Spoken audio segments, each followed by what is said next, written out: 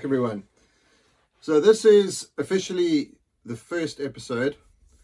So what we're going to do is we're going to talk about the biology of bass, the basic biology of bass. And although most of you will probably think, well, that's not really got much to do with fishing, it's actually got a lot to do with it. So my philosophy basically on bass fishing is any information that you can get which will help you catch more fish or catch fish easier is good information. And we're going to pick up on that later on again in the further on we go into the series. The other thing that it's going to help you do with the biology of the bass, and today we're going to start with the life cycle of the bass, is to help you determine more easily what areas of the water column to target at different times of the year. So basically, what we're going to look at is the 4 stages of a bass's year. So it starts with the pre-spawn. That's when they're going to be feeding up, getting ready to lay their eggs and getting ready to fertilize the eggs. The spawn, when they physically lay the eggs and fertilize the eggs. Post-spawn, once they're tired and they move back out to where they came from during the pre-spawn. And then summer and winter. So the post-spawn and the summer kind of coincide. Post-spawn is usually late spring, early summer. So what we're going to do is we're going to look at a very generic lake map, and then we're going to discuss what the fish do at the different times of the season. I just want to point out at this stage that this is information which I've learned through my personal experience, and it's also information which is backed up kind of by scientific, what scientists have to say, fish biologists, ichthyologists, whatever you want to call them. However, I do want to point out that in this game, there's no rules. It doesn't matter how many articles you watch or read about the various stages of the bass's life. You're going to go to the lake and you're going to discover something completely different. They will just do what they want. And there's nothing I can say or anybody else can say that will convince you otherwise until you see it for yourself. So, in my opinion, there's always going to be 2 types of fish after the spawn. There's going to be resident fish. Those are fish that physically live in an area of the lake and never move from that area, maybe slightly deeper water due to weather concerns or water temperature, or water clarity or oxygen levels or something like that. And then there's going to be migrant fish, and that's fish that move in and out of those areas primarily to feed or to spawn. And what this will do is, when you only got a Saturday or a Sunday to spend on the lake, it will help you work out the best areas to start your day. And obviously there's other influencing factors which we're going to talk about later on in the series. But if you understand this is step 1 to understanding how bass work on a month-to-month basis. Now, that being said, there are bass in a lot of countries in the world. So when I say we're going to use a generic map, we're going to use a generic map that would apply to anywhere in the world. And the terminology that I'm going to use is going to apply to anywhere in the world. I don't think it's fair to everybody if I just use the States as an example or South Africa as an example, because it's not going to help anybody anywhere else. So let's have a look at this I think, very interesting subject and use it as a start or a foundation to go into our whole fishing adventure. Let's get into it. Okay, let's start with the pre-spawn, or the spring if you like. And it doesn't really matter where you are in the world. As a general rule of thumb, the first wave of spawning fish will appear on the banks that get the first sun of the day in the spring. So in this particular case, we're going to call it this bank over here. And the reason for that is that the water temperature warms up quicker. And also the angle of the light is correct for the development of their eggs. So here we have that super shallow water that we spoke about a little bit earlier, indicated in green here. These are just docks. And we're going to talk about the pre-spawn. Now the pre-spawn is probably, for the average angler, your best shot at a giant bass during the year. And then the same again applies for the late fall, which we'll get into a little bit later. Techniques for all of this stuff we're going to cover as we go. But for today, we're just going to cover the seasons and what actually happens in the bass's life. So very early in the spring or late winter, the female fish will start moving to the pre-spawn areas, which is I've indicated here with these red lines here. And that's going to be water that's directly adjacent to banks that they're going to spawn on. Depending on the temperature of the lake and if there's been any ice on the lake or very cold temperatures during the winter, will determine the depth that they're going to start staging at before they come in onto the spawning grounds. One of the most important things that will determine that as well is the availability of food in the general area.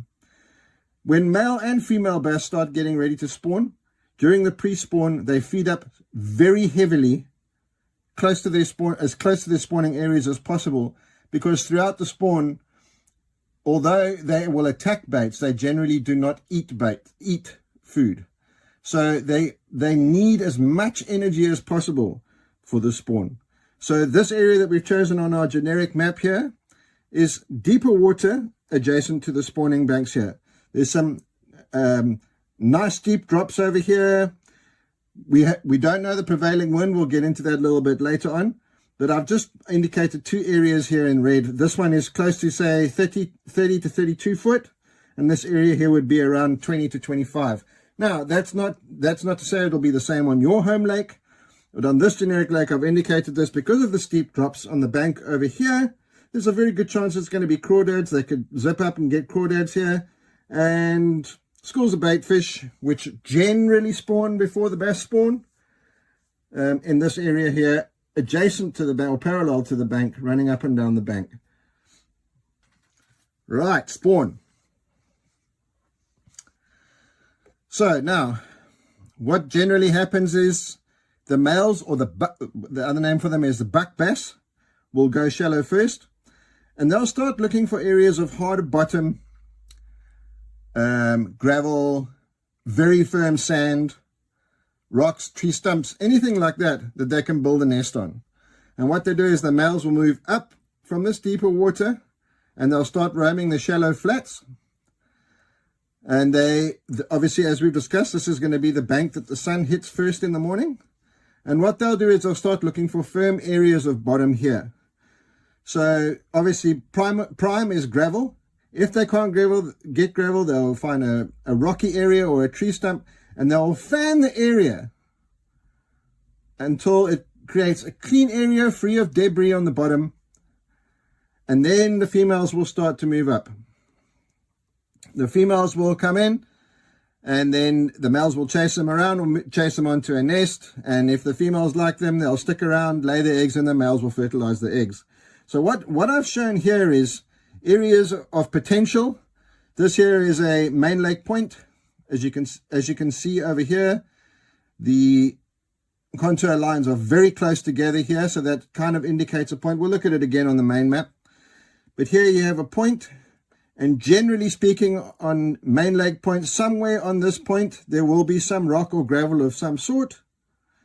And then docks. The reason that I've indicated red around the docks is because docks are hard structure. They've got footings on them, and that's ideal areas for bass to nest. Also, it creates areas of shade.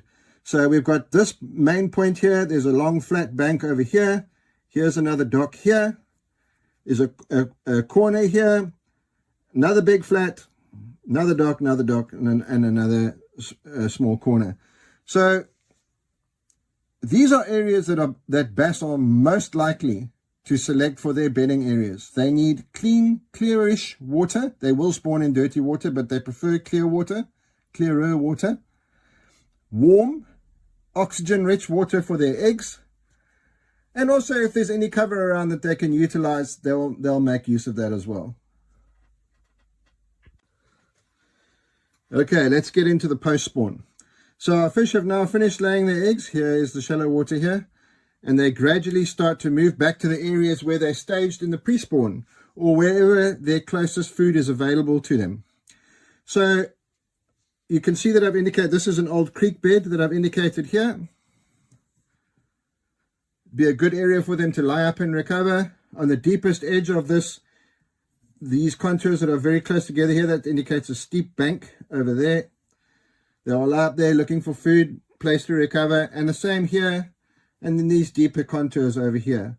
The same. So essentially what's happened is it's now late spring, early summer.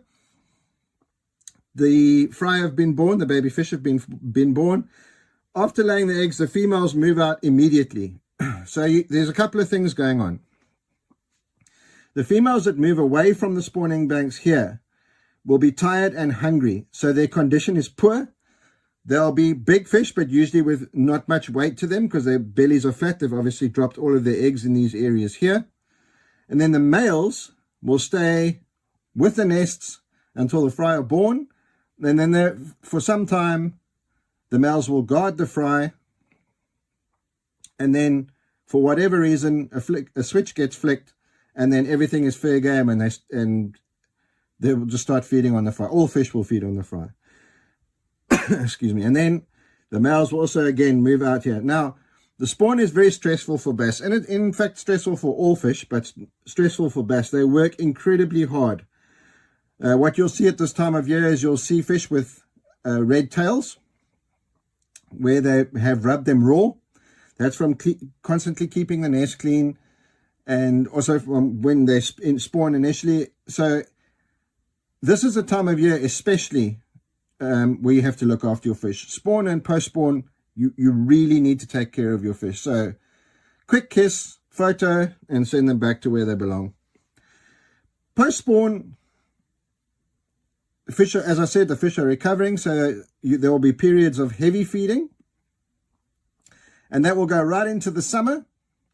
And summer, they will utilize these deeper areas as well when the water temperatures rise, but they will come shallow to feed. And that is true of the rest of the year, going right through the summer, and then into the fall, and then finally into the winter. During the winter, when the water gets super cold, the fish will not move very much, depending where you live, obviously. If you get bright, sunny days for a couple of days on end, or concurrently, they will move up and feed. But generally speaking, the fish are less active. You can still catch them. In fact, I have friends that have caught them through the ice when they've been ice fishing, largemouth and smallmouth. But they are more difficult to catch, and they are less active. And then they will stay in these deeper areas for longer periods of time. The other thing that happens during the late fall, early winter is you get a situation called turnover. That's when the warm surface water of the lake becomes inverted, and the colder water at the bottom of the lake comes to the surface. The warm water goes to the bottom, and it brings all the debris and everything with it, and it becomes a very particularly difficult time of year to catch fish.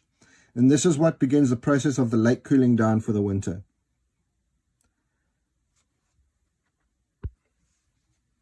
So back to our main lake map now, just so that we're clear. These are the areas that we spoke about for the spawn here. These are the areas that we indicated for the pre-spawn here and here. These are the areas that we indicated for post-spawn here, here, here, high points here and here. Now, we will get into a lot more detail with map work as we go along in the series. This is just a beginner's course for you to understand where bass move during various times of the year. So, going forward, the next few sessions before we actually start getting into the fishing tackle are going to be about weather conditions, food, all of which will help you determine where you can start to look for fish at various times of the year. Thanks for joining us. I'll see you again next time.